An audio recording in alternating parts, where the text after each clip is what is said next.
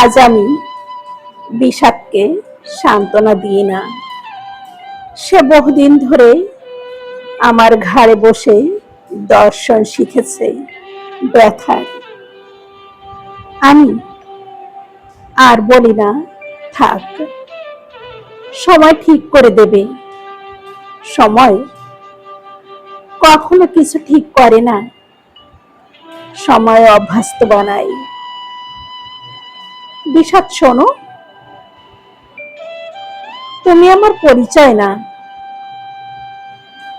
তুমি আমার ক্লান্তির সুযোগ নিয়েছ, আমার দুর্বলতার ভাড়া ঘর।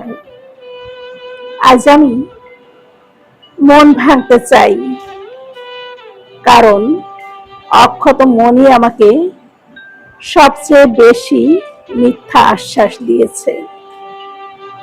ভাঙন মানে শেষ না, ভাঙন একটা হিসাব।